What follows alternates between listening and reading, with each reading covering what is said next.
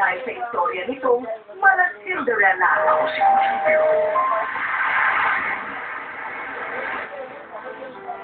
Ang makailang ulit na pagpapalabas ng Boys Over Flowers dito sa ABS-CBN ang siyang patunay na patuloy pa rin tinatangkilik ang tambalang ni Minho o Junpyo at Kuya Son o John D.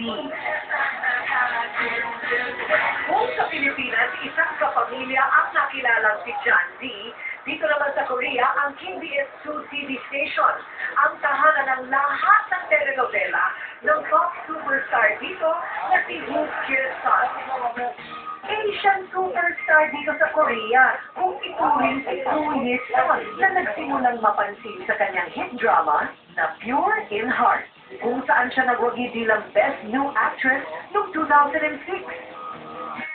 Dito sa set ng kanyang ginagawang pelikula sa Arab Nuri Theater sa Ilsan, naming inabutan si Kuya Son o kilala nating Pinoy na si Gyung Jandi.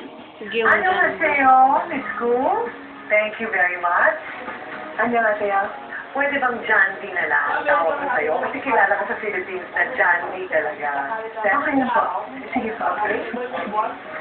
Jandi, alam mo ba na sikat ka sa Pilipinas dahil sa Boys Over Flowers? Hindi.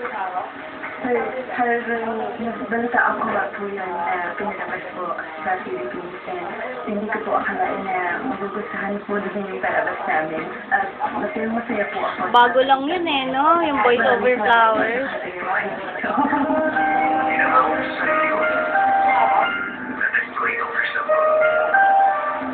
Sa lakas ng tambalang Gu Junpyo at Gyung Jandi, The Boys Over Flowers, pinarangalan sila sa KBS Acting Awards ng Best Couple Award noong 2009. Ngayon natapos na ang Boys Over Flowers. Nakakausap mo pa rin yung mga F4? Meron ka bang paboritong F4? Like Junpyo? Talaga bang close kayo ni Junpyo? Nag-uusap pa ba kayo? Nakikita ko pa naman sila lahat dahil naging close naman ako sa kanila. Minsan nagtatawagan ko kami. Hindi ko sila nakakalimot sa akin. So, what do you think of Junpyo? In the Philippines, they like a lot of him. Talaga po? Thank you. They like both of you together. So, are you close to Junpyo? Opo. Kumpara sa kanilang apat, naging mas close po kami ni Julio. Kasi mas madalas kami mag-eksena. Kaya lalong tumatagal, mas lalo kami nagiging malapit.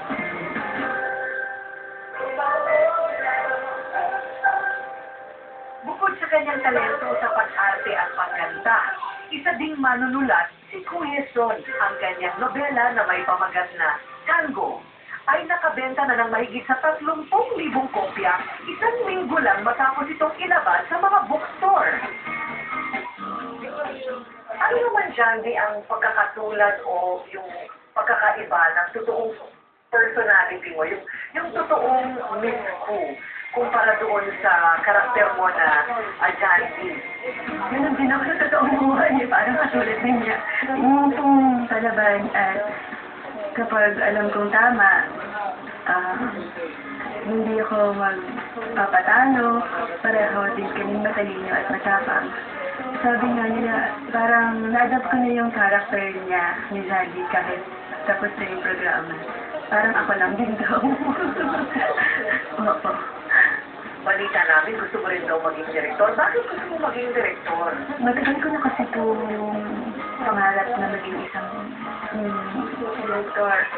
Habang tumatagal po ako sa industriya, na-inspire po ako sa mga direktor kung paano nila Teka lang, ang binibidyo ko. at naisip ko po din na bakit hindi ko subukan.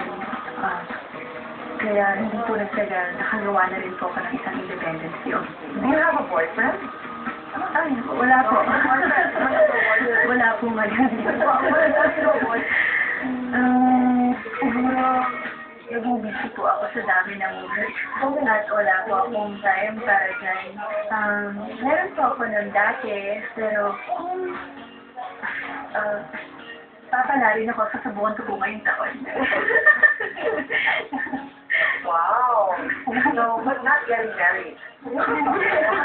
Getting married? Hindi ko po iniisip ang bagay yan sa ngayon, lalo na hindi rin ako papalagan ng magulang ko dahil masyado daw akong bata para dyan. Sa ngayon, tinatapos na ng all-around entertainer na si Kuya Son ang kanyang pelikula na may pamagat na Magic, kung saan siya ang bida, kompositor, direktor, at producer ng pelikula. Sa darating na Setyembre naman nakatakdang ipalabas sa Korea ang nasabing pelikula. Diyan din pasalubong naman namin sa mga kapamilya namin. Batiin mo naman sila. Bago kayo kapamilya. Thank you, thank you, thank you.